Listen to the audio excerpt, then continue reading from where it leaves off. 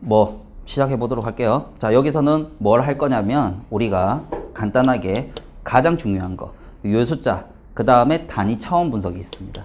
그래서 요 두 개를 집중적으로 공부를 하게 될 거다라는 거죠. 나머지는 그냥 간단하게 얘기하고 그냥 넘어갈 거예요.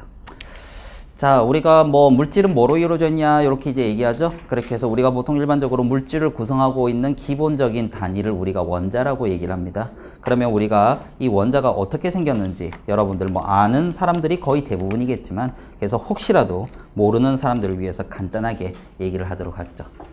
자, 우리가 원자 구조라고 얘기합니다. 자, 그래서 원자 구조는 여기에 플러스를 띄고 있는 원자 핵이라는 게 있어요. 그죠? 자, 그래서 이 원자 핵은 뭐로 구성이 되냐면 일단 기본적으로 두 가지로 구성이 됩니다. 그래서 우리가 흔히 양성자라고 얘기를 하죠. 그렇게 하고 그 다음에 중성자, 그렇게 해서 중성을 띠고 있는 형태. 그래서 양성자는 우리가 플러스 차지를 띠고 그 다음에 중성자는 어떻게 됩니까? 전하를 특별하게 띠지 않습니다.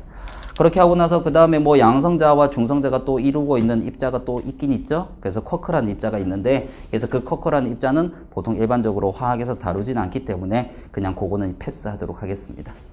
자, 그래서 양성자가 플러스 차지를 띠고 중성자는 어떻게 됩니까? 특별하게 전하를 띠지 않고, 그렇게 하고 그 다음에 그 주변에 뭐가 있다? 얘들이 마이너스 전기를 띠고 있는 전자라는 게 분포를 하죠. 그죠? 그래서 요거는 마이너스 전기를 띠고 있는 요런 형태다.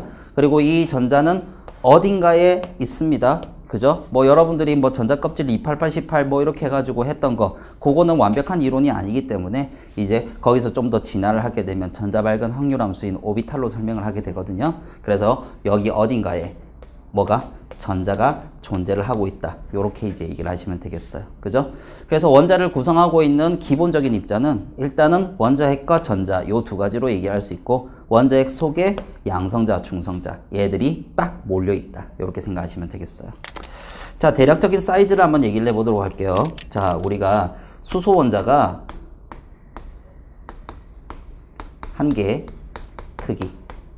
자, 대략적으로 이 수소 원자 한 개 크기를 우리가 뭐라고 하냐면 1A에다가 동그라미를 칩니다. 이 동그라미가 좀 약간 큰데 뭐 그렇게 크게 신경 안 쓰셔도 상관없어요. 그래서 A 적고 그 다음 위에다 동그라미 치고, 요걸 우리가 뭐라고 부르냐면 옹스트롱 이렇게 이제 부릅니다. 뭐 옹스트롬 또는 옹스트롱 또는 앵거스트롱 이렇게 이제 막 부르는 사람들이 있는데 뭐 어떻게 불러도 상관없습니다. 자, 이 옹스트롬이라는 요 단위는 대략적으로 우리가 미터로 환산하게 되면 10의 마이너스 10승 미터예요. 즉 1미터를 10억 개로 쪼개면 그게 1옹스트롬이고 그건 수소 원자 한 개 정도에 대한 크기다. 이렇게 이제 생각을 할 수가 있습니다. 그죠? 그래서 요거는 당연히 기본적인 상식이기 때문에 알고 있으셔야 돼요. 자, 그러면 대략적으로 원자핵은 어떻게 될까요? 원자핵 한 개 크기.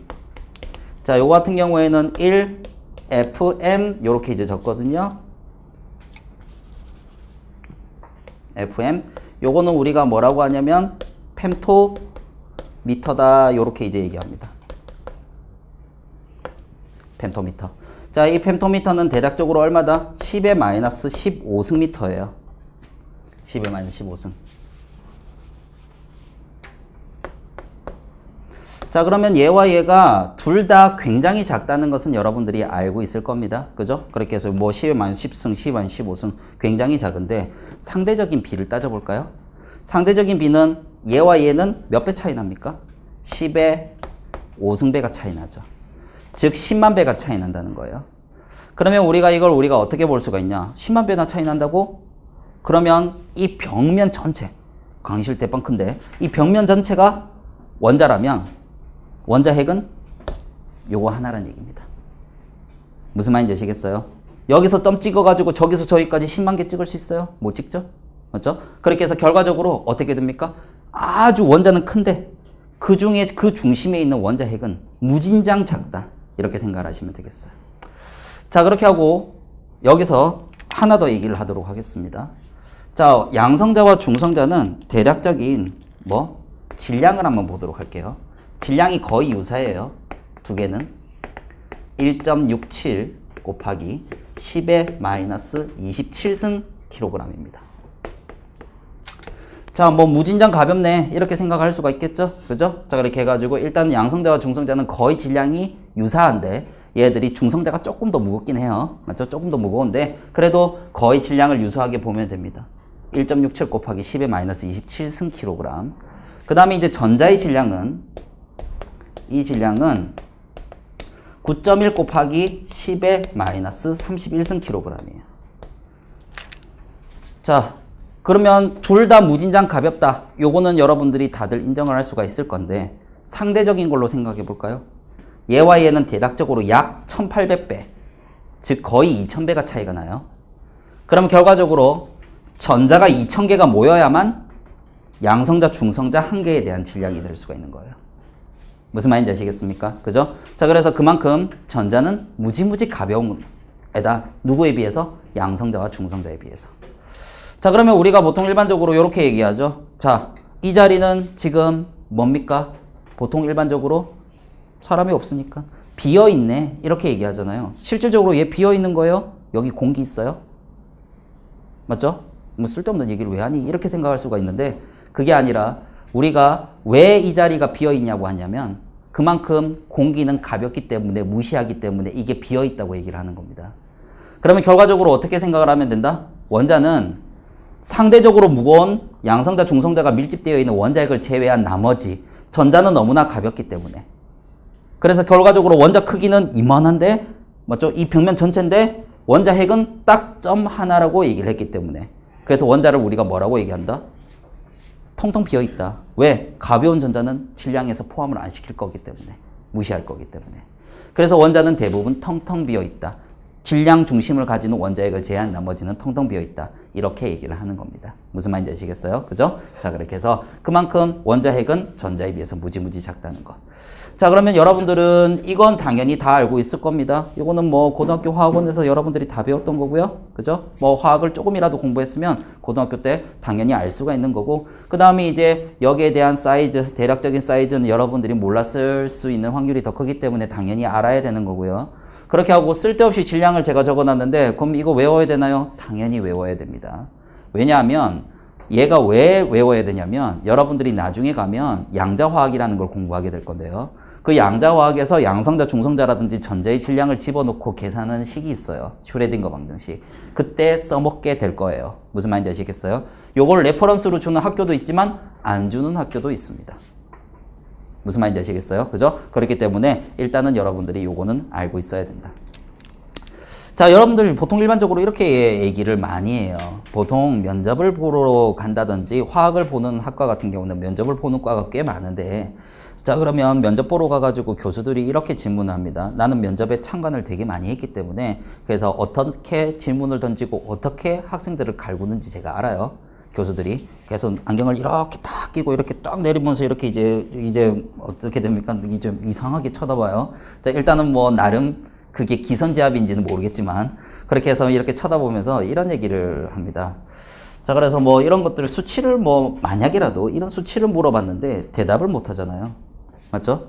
그럼 잘 모르겠는데요? 이렇게 이제 얘기하고 몇몇 학생들은 좀 약간 당돌한 학생들은 보통 일반적으로 이건 문제 풀 때 주지 않습니까? 이렇게 이제 얘기를 해요.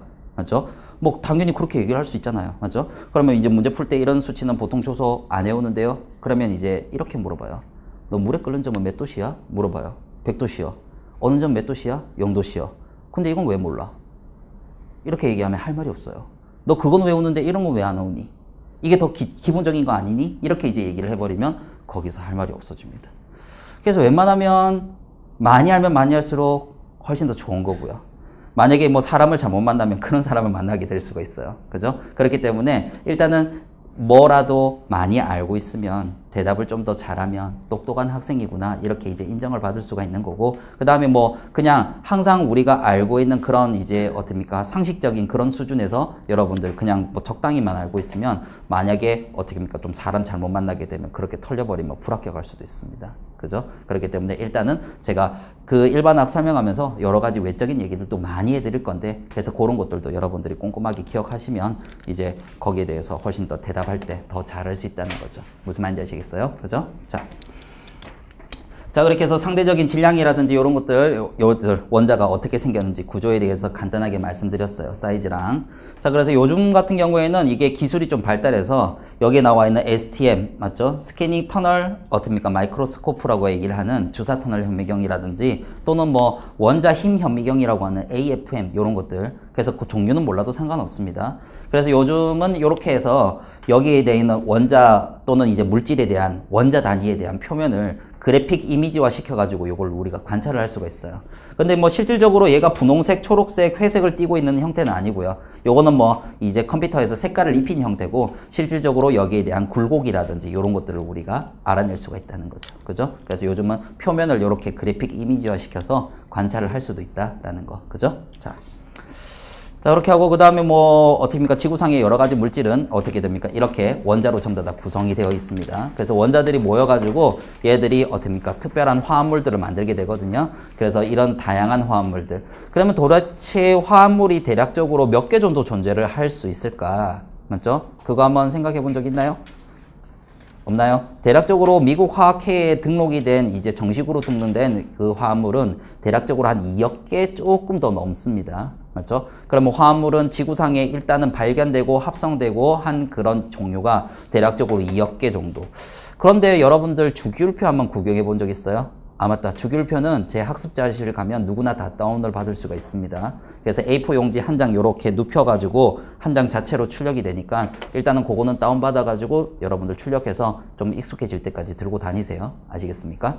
자, 그래서 뭐 학습자료실 주기율표 있으니까 그거 보시면 대략적으로 원자 번호가 대략적으로 주기율표에 나와 있는 게 1번부터 한 100번 정도 라인까지 나와 있는데 지금 이때까지 만들어진 내가 금방 만들어진이라고 했어요. 그래서 만들어진 원자가 1번부터 118번까지 117번은 못 만들었는데 118번까지 만들어져 있습니다. 자, 일단은 자연계 존재하는 원소는 1번부터 92번까지 우라늄까지만 존재를 해요. 그러면 93번부터 나머지 118번까지는 모두 다 실험실에서 만들어내는 거거든요. 그러면 그런 이제 원자들을 어떻게 만들어내냐? 자, 우리가 내가 금방 얘기했듯이 원자 구조가 원자 핵 안에 양성자, 중성자, 전자 이렇게 이제 나와 있거든요. 자, 그러면 우리가 이걸 어떻게 얘기를 할 수가 있냐면 우리가 만약에 X라는 원자가 있으면요. 일단은 원자의 정보를 표시하는 방법을 먼저 한번 얘기를 하고 넘어가도록 하겠습니다. 자, 만약에 X라는 원자가 있다. X라는 원자는 없습니다. 그런데 만약에 X라는 원자가 있을 때 이 X라는 원자에 대한 정보를 표시할 수 있는 공간이 오른쪽 아래, 위, 왼쪽 아래, 위 이렇게 이제 네 군데다가 원자의 정보를 표시를 할 수 있어요. 자, 여기는 뭐 대략적으로 수소가 H2다, O2다 뭐 이렇게 이제 적으면 요거는 수소가 2마리다, 산소가 2마리다. 이렇게 이제 얘기하는 원자의 개수를 적는 곳이거든요. 그죠? 그래서 요거는 원자의 개수를 적는 곳. 이건 뭐 여러분들이 중학교만 졸업했다면 다들 알고 있는 내용이에요. 요것도 마찬가지. 이 자리는 Na 플러스다, Cl의 마이너스다. 자, 요런 어떻게 됩니까? 이온의 전하량을 적는 곳입니다. 1 플러스, 1 마이너스 같은. 요건 뭐 중학교 수준이고요. 자, 그 다음에 이제 고등학교 1학년에서 화학 1을 배우게 되면 요 자리에 뭘 적느냐. 맞죠? 요 자리에는 주기율표에 나와 있는 원자 번호를 적는 곳입니다. 자, 이거는 원자 번호를 적는 곳인데 이 원자 번호를 적는 곳에 의미하는 바가 원자 번호가 의미하는 바가 두 가지가 있어요. 자, 이 원자 번호는 뭘 의미하냐? 양성자 개수를 의미하고 이꼴 전자 개수를 의미해요. 자, 그래서 말 그대로 원자 번호가 만약에 1번이다. 그러면 양성자 1개, 전자 1개 이렇게 들어가 있는 거고요. 원자 번호가 100번이다. 양성자 100개, 전자 100개 이렇게 들어가 있는 겁니다. 무슨 말인지 아시겠어요? 자, 그러면 간단하게 얘기하면 요거네요. 내가 100번짜리 원자를 만들겠다. 그러면 양성자 100개하고 기본적으로 전자 100개가 필요해요. 그렇게 하고 나서 그 다음에 여기에 양성자만 쫙 다 들어가면 뭐가 생깁니까? 양성자가 플러스 전기를 띈다고 했잖아요. 근데 플러스끼리 이렇게 아주 좁은 곳에 가까이 몰려버리면 전기적인 반발력이 생겨버린다는 거죠. 그 전기적인 반발력을 어느 정도 무마시켜 줄 수 있는 존재가 중성자입니다. 그래서 양성자가 만약에 100개가 있다. 그러면 중성자가 100개 조금 넘게 들어가주면 얘가 적당히 버무려지면서 플러스끼리 반발력을 상쇄시켜 줄 수 있다는 거죠. 무슨 말인지 아시겠어요? 그죠? 그러면서 이제 얘들이 적절한 형태에서 원자핵이 만들어지고 그래서 그 적절한 이제 양성자 100개에다가 중성자 100개 조금 약간 넘게 그렇게 해서 적절하게 버무리고 그 다음에 거기에다가 전자를 100개 갖다 붙이면 그게 100번짜리 원자가 되는 겁니다. 무슨 말인지 아시겠어요? 자, 그러면 이걸 그럼 무한대로 만들 수 있겠네요. 양성자, 중성자 뭐 어차피 뭐 원자 안에 다 들어있는 거고 이 주변에도 전부 다 원자니까 적절하게 만들어서 붙이면 뭐 대략적으로 마음대로 만들 수 있지 않나 이렇게 이제 얘기하는데 양성자, 중성자를 어떻게 됩니까? 얘들이 100번 정도 이상을 넘어가게 되면 얘들이 내가 아까 사이즈가 얼마라고 했어? 1펨토미터 굉장히 작다고 했죠. 그 좁은 곳에 양성자, 중성자가 빼곡하게 들어차게 되면 굉장히 불안정해집니다. 그게 자꾸 깨지려고 해요. 무슨 말인지 아시겠어요? 그러면 얘가 깨지려고 하지 않기 위해서는 뭐가 필요하다? 아주 극초온이 필요합니다. 거기다가 뭐가 필요하냐면 얘가 행동하는 거와 반대로 행동할 수 있도록 엄청나게 큰 자기장이 필요해요. 자, 이렇게 생각하시면 돼요. 내가 오늘 향수를 뿌리고 왔다 라고 하면 이 향수 냄새가 어떻게 좀 심하게 뿌리면 여러분들한테 이렇게 퍼져나갑니다. 자연계는 이렇게 어떻게 합니까? 확산이라는 원리로 이렇게 퍼져나가죠. 맞죠? 밀집되어 있지 않고 이렇게 골고루 퍼지는 걸 선호하는 거죠. 그러면 자연계의 행동과 반대로 행동하게 하려고 하면 이 원자 핵이라든지 전자에다가 엄청나게 큰 자기장으로 역스핀을 걸어주면 얘들이 퍼져나가는 게 아니라 오히려 모이게 돼요. 이렇게 막 밀집된다는 거죠. 그러면 결과적으로 원자핵도 원래라면 이제 많이 모이면 쪼개져야 되는데 이게 쪼개지지 않고 얘들이 막 이렇게 밀집이 될 수 있다. 대략적으로 그러려고 하면 어떻게 엄청나게 큰 자기장에다가 엄청나게 낮은 온도가 필요한데 여러분들이 생각하는 절대 온도인 마이너스 273도 C보다 훨씬 더 낮은 온도가 필요한 거죠. 그러면 엄청나게 큰 자기장을 발생시키기 위해서는 엄청나게 큰 전력이 소모가 될 거고 엄청나게 낮은 온도 또 유지하려고 하면 거기다가 또 전기가 들어가게 되고 그러면 대략적으로 이제 그걸 만들어내는데 대략적으로 한 5, 6개월 정도 걸리거든요. 110 몇 번짜리 만들어내는데 그때 이제 전기세가 몇 조 원이 나오는 거예요. 그리고 원자를 만약에 그 110 몇 번짜리 원자를 만들었다. 몇 초 존재하냐면 1펨토세컨드 존재합니다. 10의 마이너스 15승초. 잠시 존재했다가 사라져요. 왜 만들겠어요? 만들려고 하는 의미가 없죠. 만약에 119번을 내가 만들었다. 몇 조 원을 투자해서. 그러면 119번에다가 내 이름을 붙일 수 있어요. 윤기세라는 원소를 만들었다는 걸. 돈이 엄청나게 많은 사람은 할 수 있겠지만 보통 일반적으로 하지 않죠. 그렇기 때문에 더 만드는 것 자체가 무의미하다. 왜냐하면 만들어봤자 주기율표에 내 이름 올리는 거 빼고 나머지는 할 수 있는 게 없으니까. 만들어봤자 잠시 존재했다가 사라질 거고. 맞죠? 자, 그러면 이런 쓸데없는 얘기를 왜 하냐? 이게 면접에서 물어봤어요. 그래가지고 자연계는 이제 원자에 대한 얘기가 쭉 나왔는데 그때 이제 교수가 그런 얘기를 하더라고요. 자, 그럼 몇 번 정도까지 있는 걸로 알고 있어? 그러니까 그 학생이 118번 정도까지 있는 걸로 알고 있다.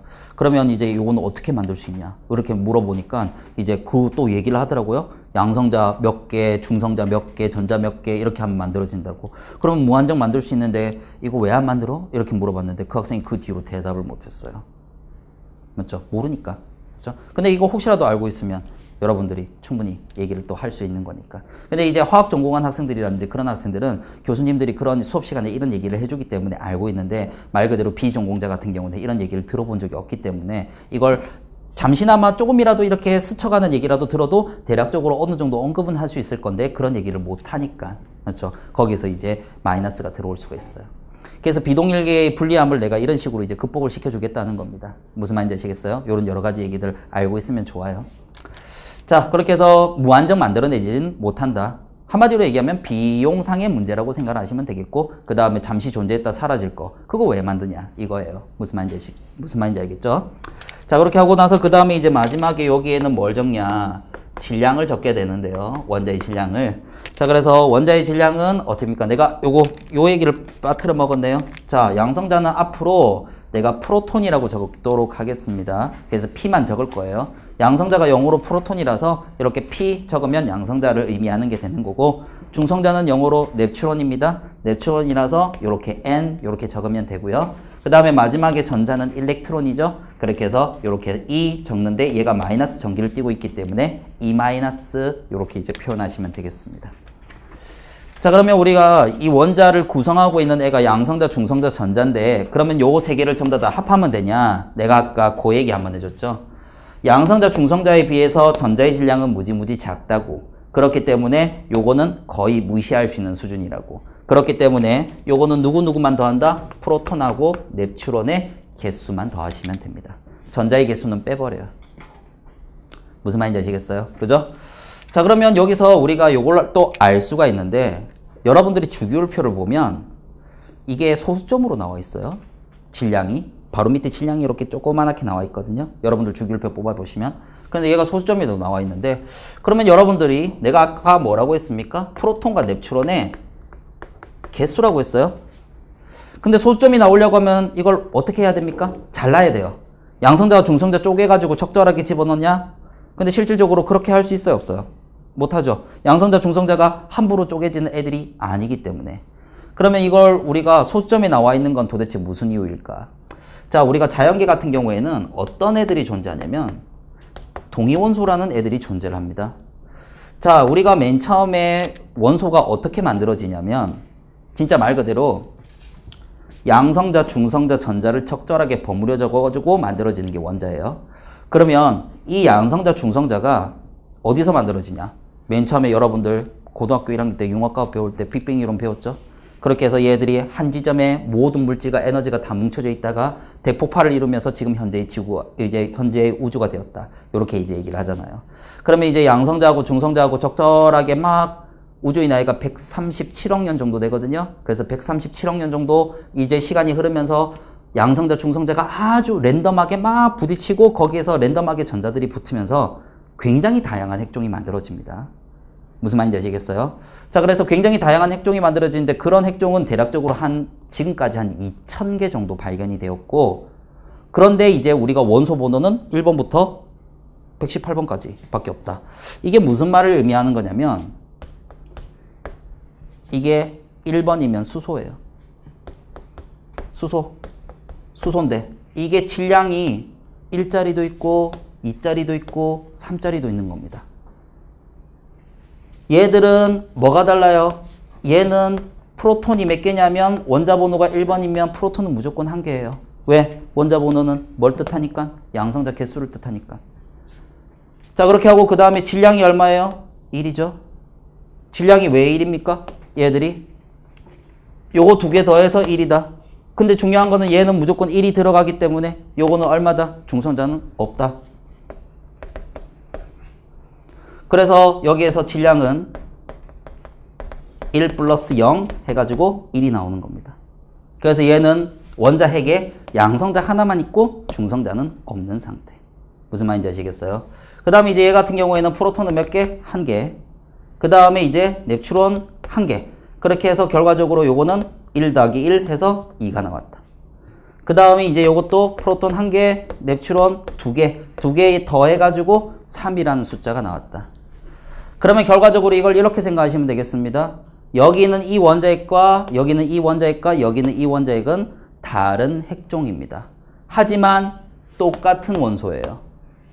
왜? 원자 번호가 똑같기 때문에. 무슨 말인지 아시겠어요? 그래서 이렇게 원자 번호가 똑같아도 질량이 다른 서로 다른 핵종들이 무수히 많이 존재를 할 수 있다는 거예요. 그래서 어떻게 됩니까? 이때까지 발견된 게 대략적으로 한 2000여 종의 핵종이 발견이 되었다. 무슨 말인지 아시겠습니까? 그죠? 자, 이렇게 생각하시면 되겠어요. 자, 그래서 이런 이제 관계를 우리가 뭐라고 얘기하냐? 원자 번호는 똑같은데 질량이 다른 관계. 이걸 우리가 동위원소라고 얘기하거든요. 자, 그러면 내가 금방 뭐라고 했죠? 원자 번호는 동일하고 질량이 다른 원소를 동위원소다. 이렇게 이제 얘기를 할 수가 있어요. 그럼 원자 번호가 동일하다는 것은 뭐가 똑같다? 얘들이 프로톤과 일렉트론의 개수가 동일하다. 얘들은 뭐가 다르다? N의 개수가 다름. 자, 이렇게 얘기할 수 있고요. 여기에서 더불어서 얘와 얘의 개수가 동일하다는 것은 뭘 의미하냐면 조금 밑으로 내려서 쓰겠습니다. 자, 프로톤과 일렉트론의 개수가 동일하다. 일단 중요한 거는 우리가 프로톤의 개수와 일렉트론의 개수가 똑같은데 중요한 건 양성자에 대한 건 여러분들이 크게 고려를 안 하셔도 돼요. 왜냐하면 화학은 전자 가지고 노는 학문이거든요. 전자 이동이 화학 반응입니다. 무슨 말인지 아시겠습니까? 그렇기 때문에 프로톤의 개수가 어찌됐든 그건 이제 크게 상관하실 필요가 없고 여러분들한테 더 중요한 건 일렉트론의 개수예요. 자, 그렇게 해서 프로톤과 일렉트론의 개수가 동일한데 특별히 일렉트론의 개수가 동일하면 이게 어떠한 현상이 발생을 할 수 있냐면 화학적 성질이 동일하다 이렇게 이제 얘기를 할 수가 있습니다.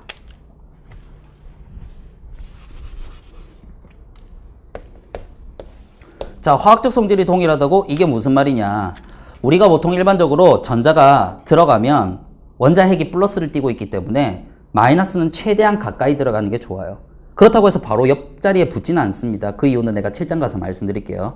그래서 적절한 거리를 최대한 가까이 유지를 하면서 안쪽부터 이렇게 전자가 붙는 게 좋은데 이게 전자가 들어가는 개수가 대략적으로 어느 정도 정해져 있어요. 그게 여러분들이 어느 정도 한 번씩 들어봤을 28818 말 그대로 전자 체험 룰입니다. 옥텐룰이라고 하는 거. 그래서 첫 번째 뭐 전자 껍질이라고 얘기한다면 첫 번째 2개, 두 번째 8개, 세 번째 8개, 네 번째부터 18개씩 이렇게 쭉 들어차는 거거든요. 자, 그러면 전자 개수가 똑같으면 그 안쪽으로 들어가는 전자 배치가 동일하게 돼요. 무슨 말인지 아시겠어요? 만약에 전자가 막 한 10몇 개다, 이렇게 11개다 라고 하면 2개, 8개, 1개 이렇게 해서 똑같이 어떻게 됩니까? 전자 배치를 똑같이 가지거든요. 그렇게 해서 이렇게 전자 배치를 똑같이 가지면 전자를 잃거나 얻는 개수 또한 똑같이 됩니다.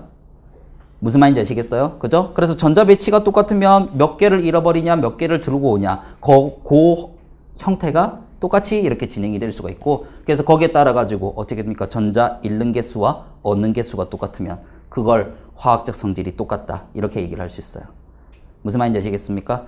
자, 그래서 결과적으로 간단하게 생각하시면 되겠어요. 얘는 동위원소는 전자 개수가 똑같기 때문에 전자 배치가 동일하고, 그래서 결과적으로 상대적으로 전자를 잃어버리거나 얻는 개수 또한 똑같다. 그래서 결과적으로 어떻게 됩니까? 똑같은 화학 성질을 가지게 된다. 이게 이 세 마리가 똑같은 화학적 성질을 가지게 된다는 거예요. 자, 그렇게 하고 그 다음에 여기에 얘가 다르다고 해서 나와 있죠. 얘가 다르면 뭐가 다르냐면 물리적 성질이 다릅니다. 그래서 얘 같은 경우에는 중성자 개수가 달라서 나오는 건 당연히 어떤 차이밖에 없죠? 질량이 달라요. 그 질량이 달라가지고 어떻게 됩니까? 거기에 따른 물리적 성질이 조금 약간 차이가 날 수 있습니다. 말 그대로 한마디로 뭐다? 얘들이 운동 속도라든지 얘가 만약에 분자를 구성했다. 그러면 거기에 따른 운동 속도라든지 또는 밀도라든지 이런 것들이 조금 약간 차이가 날 수가 있어요. 자, 그러면 요걸 한번 간단하게 얘기를 해보도록 하죠. 자, 여기에 그냥 일반적인 물이 담겨 있다. 그러면 얼음은 어디에 보통 일반적으로 위치를 하고 있나요? 물 위에 뜨나요? 가라앉나요? 물 위에 뜨죠. 그죠? 그래서 여기 얼음이 있어요. 그런데 이런 얼음도 있을 수 있습니다. 똑같은 얼음인데 이 밑에 물 밑에 가라있는 얼음도 있어요. 요거는 누구다? 일반적인 H2O지만 이 얼음은 뭐다? 중수소 얼음입니다. 자, 이거는 따로 표현하는 기호가 따로 있어요. 중수소는 라지 D라고 씁니다. 그리고 우리가 뭐라고 불러주냐면 듀트리움이라고 불러줘요. 듀트리움, 중수소입니다. 요거는 되게 중요하기 때문에 기억할 수 있도록 하세요. 듀트리움. 삼중수소도 쓰는 방법은 따로 있어요. 얘 이름 삼중수소라고 얘기하고요. 얘는 라지 T라고 써요. 테트리움, 듀트리움, 테트리움. 이렇게 써요. 무슨 말인지 아시겠습니까? 자, 그렇게 해서 결과적으로 이거는 그냥 수소, 얘는 중수소, 얘는 삼중수소입니다. 그러면 결과적으로 내가 금방 뭐라고 했어요? 그냥 일반적인 수소를 쓰는 얼음은 물 위에 뜨지만 중수소를 이용한 얼음은 우리가 흔히 뭐라고 합니까? D2O라고 얘기를 하죠. D2O입니다. D2O. 얘는 물 밑에 가라앉습니다. 그래서 결과적으로 얘는 동위원소에 따라 가지고 똑같은 수소, 이것도 먹어도 되고 이것도 먹어도 돼요. 상관없어요. 그죠? 그렇게 해서 H2O도 물이고 D2O도 물입니다. 똑같아요. 우리가 먹었을 때 우리 몸에서 D2O를 먹어서 죽었다 이런 거 아니에요. 똑같아요. 똑같은 수소인데 얘는 일반적인 그냥 수소보다 질량이 크다는 거예요. 그래서 D2O로 만든 얼음은 그냥 일반적인 물보다 무겁기 때문에 밑으로 가라앉을 수 있다. 무슨 말인지 아시겠습니까? 그래서 동위원소를 사용하면 이런 밀도라든지 여기에 대한 물리적 성질이 조금 차이가 날 수 있다는 거예요. 무슨 말인지 아시겠죠? 자, 그렇게 하면 일단은 여기까지 일단 동위원소 존재까지 얘기를 했고요. 그 다음에 내가 아까 얘기하다가 잠시 말았던 소수점으로 나오는 이유에 대해서 얘기를 하도록 하겠습니다. 자, 우리가 보통 일반적으로 원소에 대한 질량을 얘기할 때 요거 먼저 얘기할게요. 자, 염소는 17번이거든요. 17번짜리 염소가 있는데 이게 질량이 35짜리 염소가 있고 37짜리 염소가 있어요. 그 외적으로도 몇 개 있긴 한데 나머지는 너무나 극소량이라서 그냥 무시하셔도 상관없습니다. 대표적으로 요 정도 우리 지구상에서 발견되는 게 얘들이 35짜리 질량 염소랑 37짜리 염소 질량. 자, 그러면 요거 같은 경우에는 우리가 조사를 해보니까 대략적으로 존재비가 얘는 대략적으로 약 75%, 얘는 25%가 되더라. 자, 그러면 얘는 75%가 많으니까 그냥 어떻게 하자? 그냥 35만 씁시다. 이렇게 얘기하면 그 나머지 25% 꽤나 많은 양이거든요. 이건 무시해버리면 계산상의 오차가 너무나 크게 나와요. 그렇기 때문에 이걸 우리가 어떻게 하자? 지구의 나이가 46억년이니까 이게 지금 그 많은 어떻습니까? 시간을 거치면서 원소들이 다 순환을 했기 때문에 그래서 얘와 얘가 골고루 섞여 있다고 생각해서 그 존재비에 따른 평균을 내서 쓰자 라는 거예요. 그래서 소수점이 나올 수밖에 없습니다. 그러면 얘는 우리가 뭘 써야 된다? 그 존재비에 따른 평균 원자량이라는 것을 씁시다. 이렇게 이제 얘기를 하는 거예요. 자, 그래서 이 평균 원자량은 존재비에 따른 평균이니까 대략적으로 어떻게 계산해야 된다? 얘들이 35짜리는 75%가 존재를 하고요. 그 다음에 37짜리는 25%가 존재를 합니다. 그래서 여기에서 나오는 이 두 값을 더하면요. 30 얼마? 5.5라는 소점이 나오게 되는데 이게 뭐다? 존재비에 따른 평균 원자량. 이렇게 해서 소수점이 나올 수밖에 없다는 거. 동위원소의 존재 때문에 거기에 따른 평균 원자량을 쓰기 때문에 주기율표상에서는 정수로 딱 떨어지는 게 아니라 소수점으로 나올 수밖에 없다는 거예요. 자, 그래서 여러분들이 이렇게 생각하시면 되겠습니다. 원자의 질량은 원자 자체의 질량은 양성자 개수 플러스 중성자 개수로 딱 끝나요. 하지만 우리가 주기율표에 나와 있는 원자량은 뭘 쓰기 때문에 여기 나와 있는 이 평균 원자량을 쓰기 때문에 소수점으로 나올 수밖에 없다는 거. 요거 생각하시면 되는 거예요. 무슨 말인지 아시겠습니까? 그죠? 자, 그렇게 해서 요렇게 쓰면 되는데 그러면 우리가 원자량은 대략적으로 어떻게 해야 되냐? 여러분들 주기율표 나중에 제 페이지에서 다운받으실 건데 못해도 1번부터 20번 정도까지는 질량을 알고 있는 게 좋습니다. 그리고 우리가 연대나 고대나 이제 고대 같은 경우에는 주기율표를 제공 안 하는데 연대는 주기율표를 제공하거든요. 그러면 이제 그 주기율표의 질량을 외우기 귀찮아 가지고 그때마다 계속 주기율표를 찾아볼 거예요. 그러면 시간 많이 날리는 거거든요. 기본적으로 우리가 어떻습니까? 1번부터 20번 정도까지의 질량을 어느 정도 알고 있으면 문제를 조금 더 빠르게 풀 수 있어요. 무슨 말인지 아시겠습니까? 그래서 1번부터 20번 정도까지는 웬만하면 질량을 외워주시는 게 좋고 그리고 소수점에 있는 거 다 적을 필요 없습니다. 대략적으로 소수점 첫째 자리에서 반올림을 하세요. 무슨 말인지 아시겠습니까? 그죠? 자, 그러니까 뭐 간단하게 예를 들자면 요겁니다.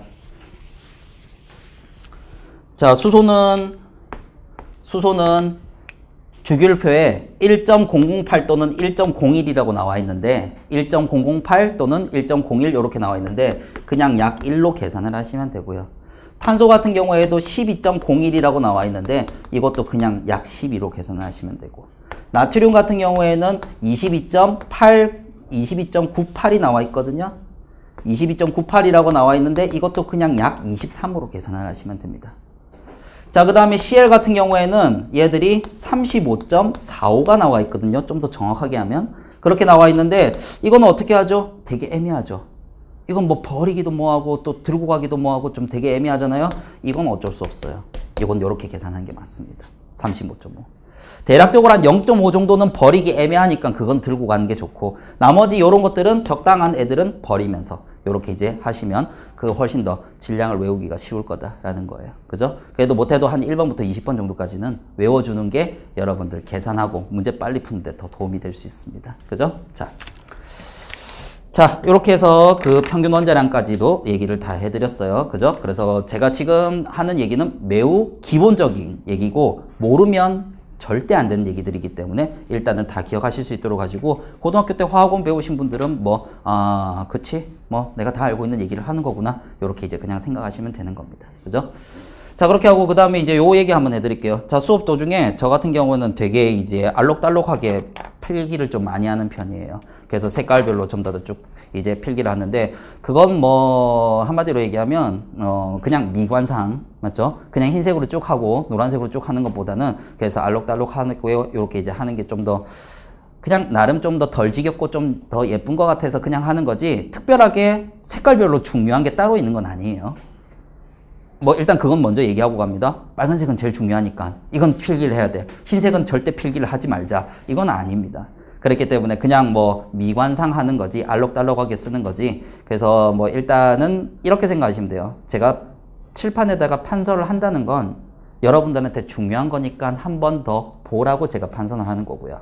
무슨 말인지 아시겠어요? 그래서 그 판서하는 내용을 여러분들이 모르면 당연히 필기를 해서 가셔야 되고, 알고 있는 거면 이런 내용을 했구나 라고 간단하게 메모라도 해서 가세요. 무슨 말인지 아시겠습니까? 그죠? 그렇게 해야 이제 공부할 때 어느 정도 리뷰를 제대로 할 수가 있는 거니까. 일단은 뭐 색깔별로 중요도가 따로 있는 건 아니다 라는 거, 일단은 그거는 여러분들 기억하고 있으시면 되겠습니다. 자, 그렇게 해서 원자가 얘기가 나와서 여러 가지 얘기를 쭉 다 해드렸고요. 그 다음에 이제 산소하고 수소하고 이런 애들이, 원자들이 만나서 어떠한 화학적인 결합을 통해서 이런 여러 가지 다양한 화합물들을 만들어낼 수가 있습니다.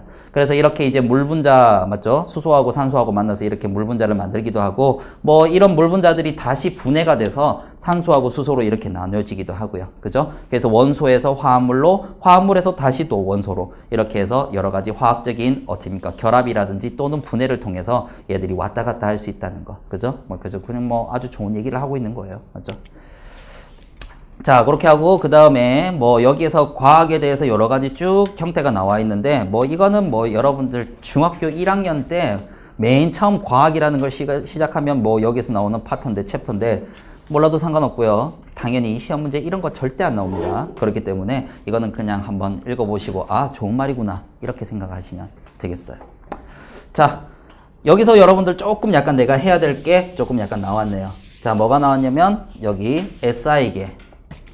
자, 우리 화학은 큰 걸 공부하는 게 아니라 작은 걸 공부합니다.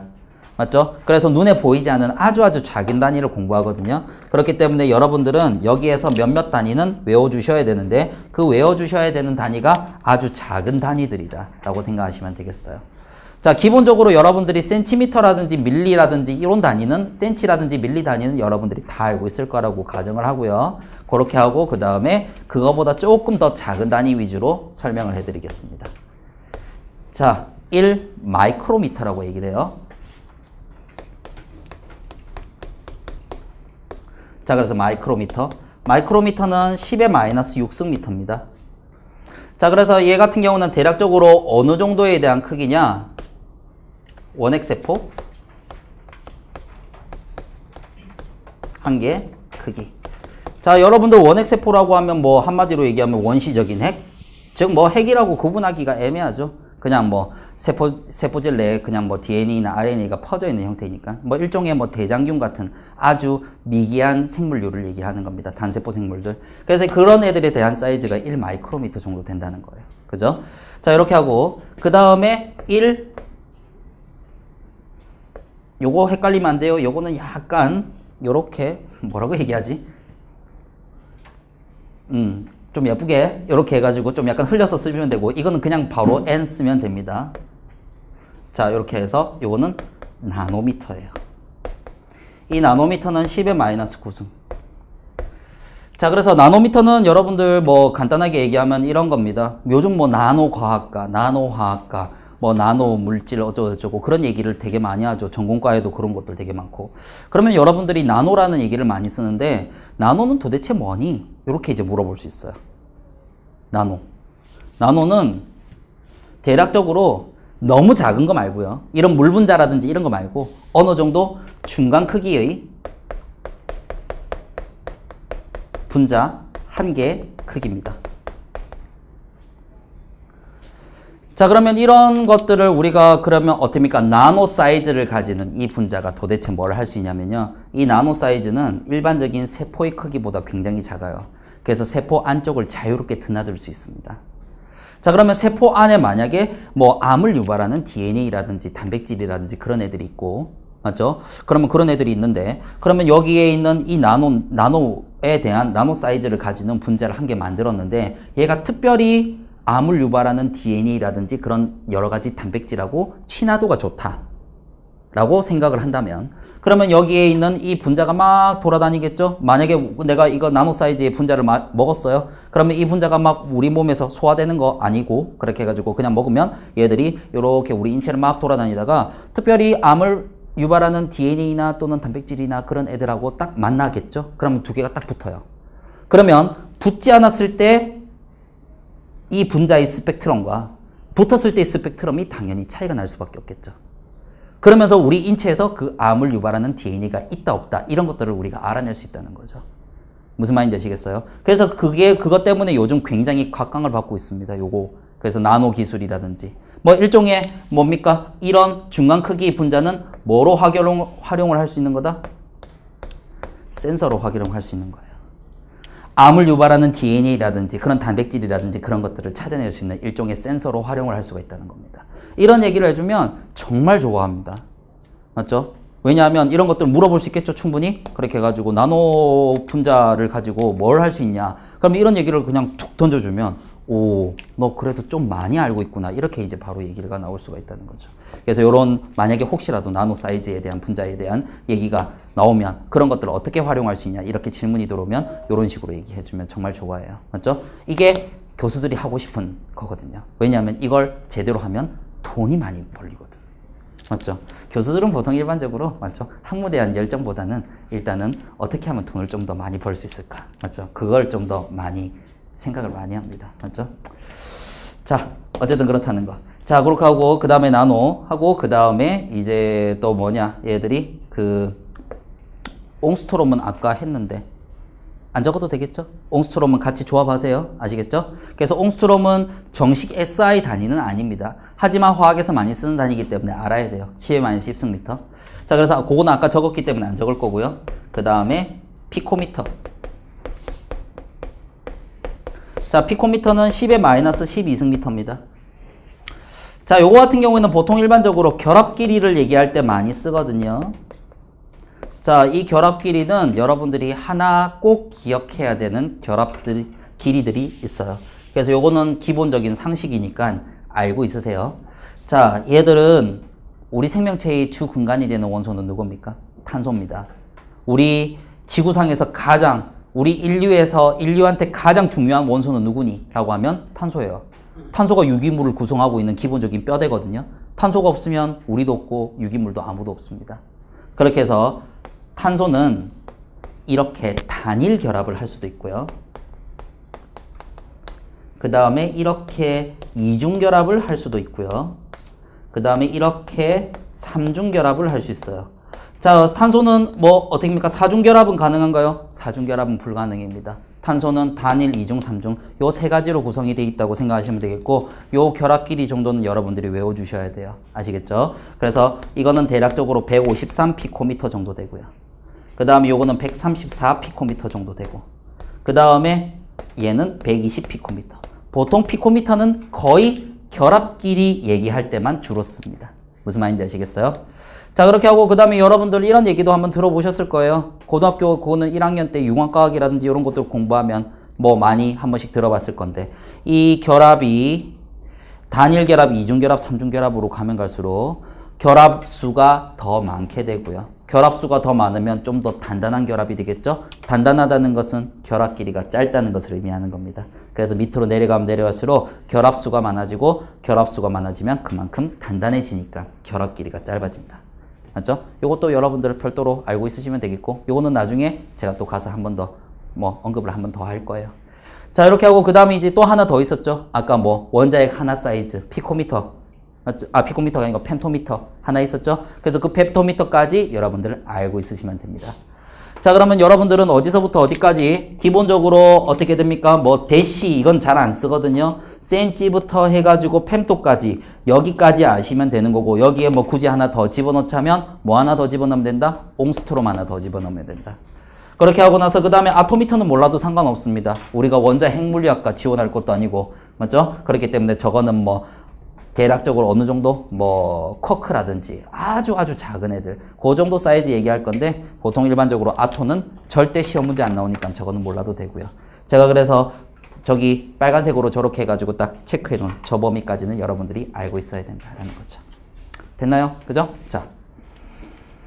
자, 그 다음에 이제 질량하고 무게가 나오는데 여러분들 무게의 단위를 보통 일반적으로 뉴턴이라고 많이 알고 있을 겁니다. 맞죠? 또는 킬로그램 F, 킬로그램 중 이런 것들도 많이 할 건데 화학에선 절대 무게라는 단위를 쓰지 않습니다. 화학에서 뉴턴이라는 단위를 구경해 볼 역사가 없을 거예요. 그렇기 때문에 그냥 패스하셔도 상관없습니다. 그래서 화학은 무게에 대한 단위를 절대 쓰지 않는다. 질량만 쓸 거고요. 그래서 여러분들은 킬로그램, 그램, 밀리그램 요 정도만 쓸 거니까 뉴턴 같은 건 어떻습니까? 화학 시험에서 절대 안 볼 거니까 신경 안 쓰셔도 상관없다는 거죠. 그죠? 자, 그래서 질량 단위만 잘 기억하시고 자, 그 다음에 측정의 불확실성에서 나와 있습니다. 자, 요거 그냥 간단하게만 설명할게요. 자, 우리가 25mm와 25.00이라고 표기하는 건 도대체 어떠한 차이가 있을 거냐. 우리가 보통 일반적으로 오차 범위를 얘기하는데 보통 플러스 마이너스 1로 표기를 합니다.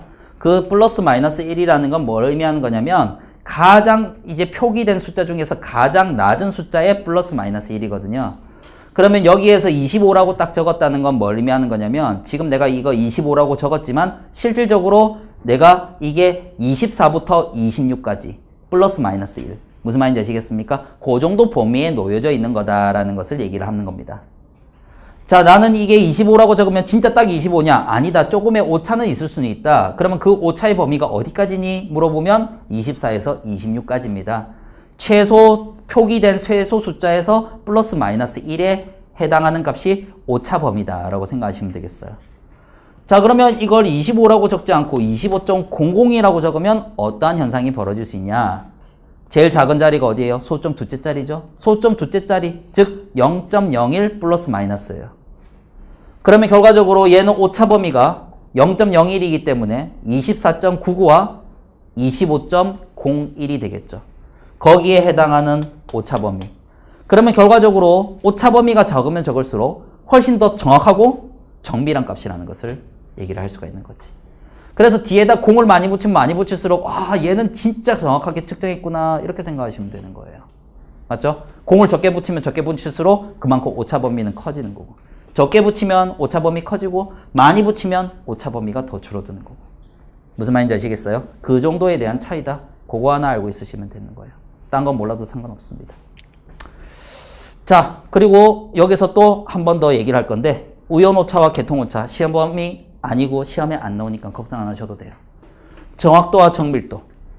자, 우리가 정확도는 뭐냐면 진짜 내가 측정해야 되는 참값에 얼마나 근접하게 내가 원하는 진짜 정확한 값에 얼마나 근접하게 들어오느냐 이게 정확도고 정밀도는 뭐예요? 여러 번 실험을 반복할 수가 있어요. 그렇게 했을 때 맨 처음에 10이 나왔다. 그 다음에 1이 나왔다. 그 다음에 100이 나왔다. 그 다음 만이 나왔다. 이렇게 하면 그건 말 그대로 실험 완전 실패한 겁니다.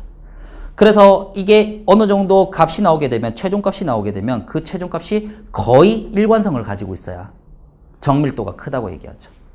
그럼 우리가 보통 일반적으로 제일 잘한 실험은 어떤 실험이라고 얘기할 수 있죠? 정확도도 높아야 되고 정밀도도 커야 됩니다. 둘 다 커야 제일 잘한 실험이다. 그냥 그것만 알면 돼요. 딴 거 없어요. 맞죠? 끝. 그래서 제일 잘한 실험은 정밀하고 정확해야 된다. 무슨 말인지 아시겠어요? 그죠? 자, 그렇게 해서 쭉 넘어가시고요. 나머지 예제는 여러분들이 한번 뭐 그냥 간단하게 보시면 되겠습니다. 중요하지 않기 때문에 내가 그냥 넘어가는 건데 그래도 여러분들 한번 복습은 하실 때 그래서 한번은 쳐다보세요. 그래도 맞죠? 자, 유효 숫자를 세는 거, 유효 숫자도 여러분들이 유효 숫자에 대한 문제가 한 번씩 나와요. 그러니까 어떻게 보면 내가 아까 맨 처음에 1단원 시작할 때 한번 언급했을 겁니다. 유효 숫자랑 단위 차원 분석 두 가지 할 거라고.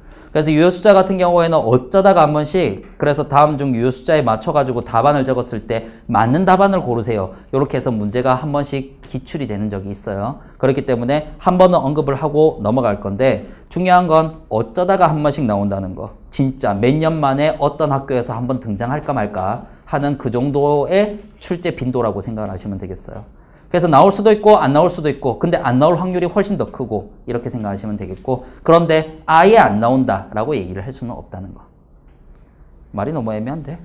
그래서 어쩌다가 한 번씩 나올 수도 있고 안 나올 수도 있고 이렇게 생각하시면 되겠습니다. 자, 이 숫자는 우리가 여기서 0이 아닌 정수를 하는데 근데 0이 포함이 되는 경우가 있어요. 이 숫자에. 그래서 세 가지 종류가 있어요. 일단은 우리가 요거 보면서 얘기합시다. 예제 1.3번을 보시면요. 첫 번째 보세요. 0 앞에 붙어 있는 0.0은 자리수를 표현하는 거거든요. 그래서 얘가 소점 자리수를 표현한 용도로 쓰는 거지 여기서 0.0이 특별한 의미를 가지고 있다 없다? 특별한 의미가 없어요. 그래서 요거는 유효숫자에 포함을 시키지 않습니다. 그래서 여기 나오는 105라는 걸 유효숫자에 포함시키는데 중요한 거는 여기에 나와 있는 0은 어떻게 한가요? 사이에 숫자와 숫자 사이에 끼어 있는 0은 의미가 있는 거예요. 그래서 숫자와 숫자 사이 0은 유효숫자에 포함을 시키고 앞에 나와 있는 0.0000 이런 것들은 유효숫자에 포함시킬 필요가 없다. 그럼 요거는 유효숫자가 몇 개인 거예요?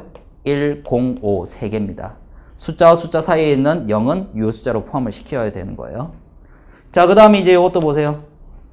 0.0 필요 없죠? 그러면 여기에 5하고 8 사이에 두 개의 0 당연히 포함시키고 마지막에 0 이것도 포함을 시킵니다. 굳이 안 적어도 되는데 왜 적었을까? 의미가 있으니까 적었겠지. 무슨 말인지 아시겠습니까? 굳이 마지막에 0 생략해도 되는데 적은 이유는 당연히 의미가 있으니까 적은 거고 이것 또한 유효숫자로 포함을 시키는 거예요. 그래서 50080 이거 유효숫자 5개 얘기를 할 수 있습니다. 자, 그 다음에 이제 마지막에 C번에 당연히 8부터 시작했고 이 사이에 껴있는 0 포함시키고 마지막에 0도 당연히 필요하니까 적었겠죠? 그래서 요거는 유효숫자 4개 하고 마지막 뒤에 있는 건 자리수 표현하는 거니까 필요 없습니다. 요거는. 맞죠? 그래서 요거는 필요 없고 그렇게 해서 요 정도. 그래서 유효숫자 몇 개? 4개. 자, 여러분들 요거 한번 얘기할게요. 자, 우리가 답안을 적다 보면 유효숫자를 물어보는 문제를 제외한 나머지는 유효숫자를 지켜줄 필요가 없습니다. 내가 그러면 뭐라고 했어요? 유효숫자에 대한 문제를 제외한 나머지는 유효숫자를 여러분들이 지켜줄 필요가 없다는 거죠. 그럼 만약에 이런 문제가 나왔다고 보세요. 2.545 곱하기 10의 마이너스 어떻습니까? 7승이다. 만약에 이런 답이 나왔다. 라고 하면 보통 일반적으로 채점을 할 때 난 이런 채점 너무 많이 해봤거든요. 그렇게 해서 확실하게 얘기해 줄 수 있어요. 자, 보통 채점을 할 때 요 정도 자리까지는 신경을 쓰고요. 그리고 여기 나와 있는 이 숫자를 신경 씁니다. 앞에 나와 있는 첫 번째 숫자와 그 다음에 두 번째 나와 있는 요 숫자 하고 마지막에 요 자릿수. 내가 지금 빨간색으로 적은 부분이 만약에 틀리면 틀렸다고 얘기해요. 그래도 그나마 이건 봐줄 수 있어요. 그나마 이거는 봐줄 수 있는 확률이 있는데 내가 여기에 표시된 2분과 2분이 틀리면 그냥 바로 날아가는 겁니다. 저건 틀리면 안 돼요. 무슨 말인지 아시겠어요? 그죠? 그러면 결과적으로 여러분들이 이렇게 생각하시는 분들이 있어요. 그래? 그러면 이게 이렇게 나오면 혹시나 모르니까 2 곱하기 10의 마이너스 7승만 적지? 이건 너무 성의가 없어 보여요. 그래도 점 해서 한 자리는 적어주는 게 좋다. 맞죠? 대학원생들이 이거 채점을 하거든요. 여러분들 편의시험 치면 대학원생들이나 안 그러면 뭐 이렇게 해서 이제 할 수 있는데 뭐 근로장학생 이런 학생들이 이거 채점을 할 수 있는데 뭐 알고 채점을 할까요? 몰라요. 대학원생들도 공부를 잘하는 것 같지만 거의 없습니다. 맞죠? 그러면 나는 그래도 선생이니까 열심히 공부해서 나도 대학원생 시절을 많이 거쳤지만 그래서 그렇게 해서 그나마 좀 나아진 거지 보통 일반적으로 대학원생이라고 해서 다 학부생보다 뛰어난 건 아니거든요. 뭣도 모르고 그냥 매겨요. 풀어보겠어요? 당연히 안 풀어보지. 답만 보고 막 매겨요. 답만 보고 매기는데 그래도 이렇게 앞에 자리라도 조금 약간 맞고 이렇게 하면 잘 맞았네 하면서 이렇게 맞다고 해주고 그냥 이렇게만 적으면 이거 너무 성의 없는데? 꺼버리는 거죠. 무슨 말인지 아시겠어요? 그죠? 그리고 뒤에까지 쫙 적으면 이거 미친 거 아니야? 바로 꺼버려. 자, 어쨌든 물론 대학원생들마다 개인차는 있겠지만 내가 얘기한 학생들에 대한 맞죠? 반응 내가 금방 얘기했던 대학원생들의 반응이 90% 이상입니다. 무슨 말인지 아시겠어요? 누구한테 자기 시험지가 갈지는 모르겠지만 일단 자기 시험지를 매길 때 그 사람을 너무 피곤하게 만들면 안 돼요. 서술형을 적을 때도 3줄 이상을 넘기면 안 됩니다. 답안 적을 때. 맞죠? 계산 문제가 이제 좀 풀이 과정이 길다. 그러면 대여섯 줄까지 이렇게 넘어갈 수도 있겠지만 뭐 여기에 대해서 설명하세요. 그거는 이렇게 돼서 이렇게 돼서 이렇게 됐으니까 이거라고 볼 수가 있습니다. 이렇게 해서 한 3줄 정도로 이렇게 요약해서 적으면 돼요. 절대 화학 중에서 뭐 미친 듯이 답이 이만큼 긴 그건 절대 없습니다. 무슨 말인지 아시겠어요? 그죠? 정확한 용어로 사용하고 정확하게 딱 물어보는 핵심만 딱 찔러가지고 대답을 하면 되는 거예요. 무슨 말인지 아시겠어요? 그죠? 그런 식으로 이제 대답을 해야지 뭐 이것도 괜찮고 저것도 괜찮고 이게 있는데 자기가 알고 있는 모든 화학적인 지식을 그걸 다 쓰고 있다? 그러면서 나중에 시간 부족해서 뒤에 있는 걸 못 풀어요. 무슨 말인지 아시겠어요? 그죠? 그런 식으로 하지 말고 최대한 답은 간단하고 명료하게 이렇게 딱 작성을 할 수 있도록 하세요. 아시겠죠? 자, 그 다음에 곱셈과 나눗셈 이게 훨씬 더 중요하겠죠. 유효숫자를 맞추는 형태를 봤으면 자, 첫 번째 곱셈과 나눗셈은 유효숫자 개수로 맞춥니다. 자, 요게 지금 몇 개 들어가 있어요? 유효숫자. 요거는 뭐 0이 따로 포함되어 있는 게 아니니까 숫자는 무조건 유효숫자입니다. 얘 몇 개? 3개. 요거 2개. 자, 그러면 이제 요거는 어떻게 맞추냐? 유효숫자가 작은 거. 3개보다는 2개가 유효숫자가 작죠? 그래서 유효숫자 작은 개수에다 맞춰요. 자, 그러면 왜 작은 개수에 맞추냐? 여러분들 파이가 얼마입니까? 3.14 어쩌고저쩌고 쫙 나가죠? 맞죠? 그거 전부 다 유효숫자예요. 그러면 유효숫자 많은 쪽에다 맞추면 무한대로 숫자를 적으라고? 그럼 미친 짓이잖아요. 뭐 해야 됩니까? 작은 거에다 맞춰야 되겠지. 무조건. 그래서 요거는 유효숫자 3개, 요거 2개라면 일단은 계산을 하세요. 일단 무조건 계산하세요. 계산을 해서 여기에서 이 6.38이라는 값이 나왔으면 이걸 마지막에서 반올림을 해서 몇 개? 2개로 맞추면 되는 겁니다. 마지막에 답을 적을 때 계산할 때는 그냥 아무 생각 없이 계산을 하라는 거예요. 계산할 때는 다 아무 생각 없이 계산을 하고 마지막에 유효 숫자가 2개가 되도록 답을 적으면 된다는 거지. 무슨 말인지 아시겠습니까? 그죠? 자, 요거 한번 보세요. 뒤에 넘기다 보면 예제 1.4가 있습니다. 여기 유효 숫자 몇 개예요? 3개. 요거 유효 숫자 몇 개입니까? 4개. 그러면 일단은 그냥 계산을 하라는 거예요. 그러면 일단 그냥 계산했을 때 답이 나올 거 아니에요? 그럼 소점 되게 많이 나오거든요? 그런데 이게 유효 숫자가 몇 개가 되도록 맞춰줘야 된다? 그쵸, 3개. 작은 거에 맞춰줘야 된다는 거지. 그래서 이걸 계산을 해보면 정말 진짜 소점 정말 많이 나올 건데 이걸 어떻게? 3개로 맞춰줘라. 이걸 유효 숫자 3개로 맞춰주려고 하면 소점 몇 자짜리? 3자짜리에서 반올림을 해야 되는 겁니다. 무슨 말인지 아시겠어요? 그죠? 자, 이렇게 볼 수가 있고요. 그 다음에 뭐 덧셈과 뺄셈은 그닥 그렇게 크게 중요하진 않아요. 왜냐하면 덧셈 뺄셈 공식이 화학에 거의 없거든요. 거의 없는데 그래도 뭐 간단하게는 하도록 하죠. 요거는 개수를 맞추는 게 아니라 자리수를 맞춥니다. 개수하고 상관없어요. 자리수. 요거는 소점 둘째 자리, 요거는 소점 첫째 자리, 요거는 소점 셋째 자리. 일단은 계산하세요. 이거 더하기입니다. 맞죠? 요게 약간 지워진 것 같은데 더하기.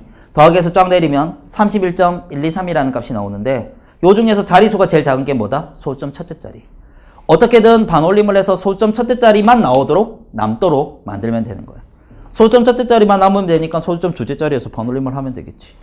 무슨 말인지 아시겠습니까? 그렇게 해서 답은 요렇게만 딱 적어주는 겁니다. 이게 유효숫자 맞추는 규칙이에요.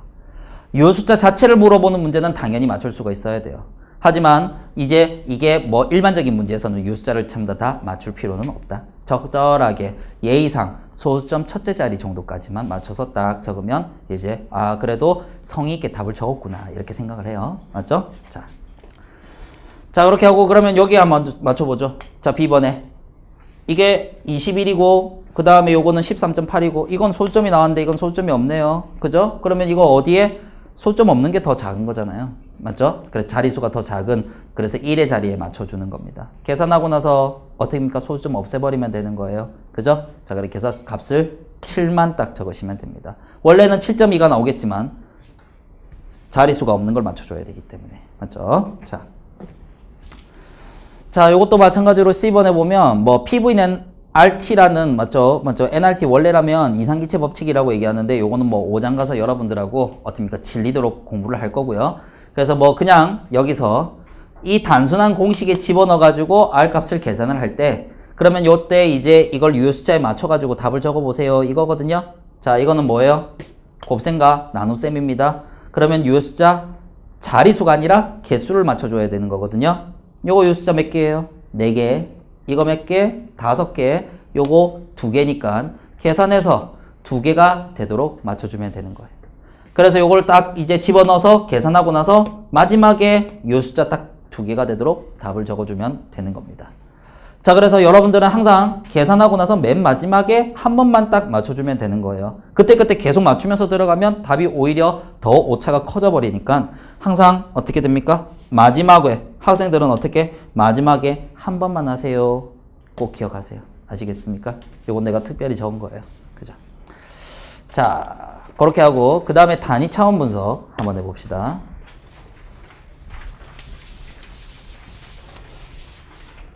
자, 여기가 마지막이거든요. 자, 보세요. 자, 얘 같은 경우에는 우리가 요거 연필의 1.5번 바로 봅시다. 연필의 길이가 7인치다. 센티미터로는 얼마니? 요렇게 이제 물어봤어요. 자, 그러면 요걸 우리가 단위를 바꿀 건데 답을 이렇게 적으셔야 돼요. 이게 왜 중요하냐면 여러분들이 답을 적을 때 보통 일반적으로 비례식을 가장 많이 이용을 해요. 그래서 내가 이제 보통 일반적으로 논술하는 학생들이라든지 수능하는 학생들을 보통 일반적으로 논술하는 학생들이라든지 그런 답지를 이제 한 번씩 보면 이제 그 학생들이 대략적으로 비례식 같은 거 이상하게 막 적어놓고 그렇게 이제 하는 경우가 많아요. 고등학생들은 허용이 되지만 대학생들은 허용이 안 됩니다.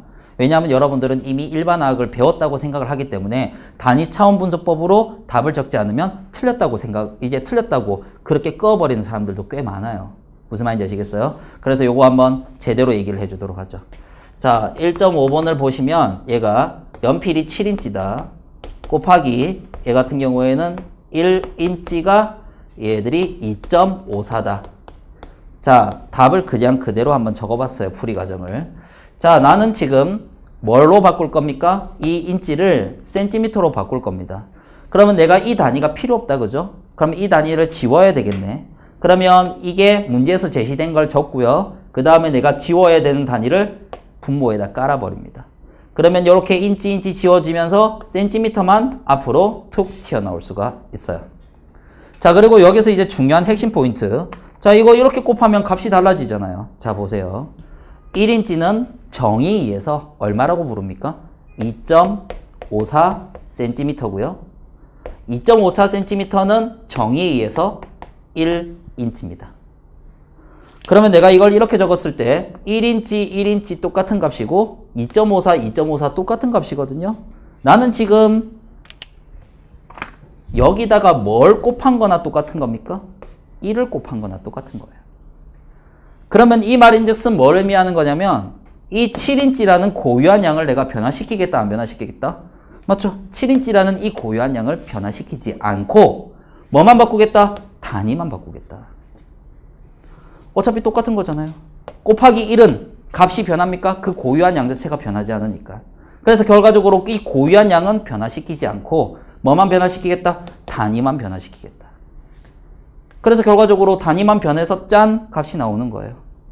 그러면 이걸 그냥 뭐 비례식으로 하면 더 간단한데 이 짓을 왜 해요? 라고 얘기하는데 이게 한 번만 변화될 것 같으면 비례식 괜찮습니다. 훨씬 더 간단할 수 있어요. 그러니까 여러분들 이렇게 생각하잖아요. 뭐 초중학교 스타일로 한다면 1인치는 2.54cm. 그러면 얘 같은 경우에는 뭐 7인치니까 그러니까 해서 요걸 xcm 이렇게 적으면 이게 훨씬 더 편한 거 아닌가요? 이렇게 생각할 수가 있어요. 하지만 이게 한 번에 그치지 않고 미친 듯이 단위가 연속적으로 변환된다고 생각해 보세요. 그거 한 번에 계산할 수 있어요? 그럼 비례식을 몇 번 쓸래요? 맞죠? 만약에 한 대여섯 번 바뀐다. 보세요. 자, 여기에 있는 이 문제를 보세요. 이걸 미친 듯이 바꿔갑니다. 맞죠? 이걸 비례식을 써서 풀 수 있을까? 못 풀어요. 나중에 이제 풀다 보면 어디에다가 뭘 나눠야 될지 그것조차도 애매하게 돼버립니다.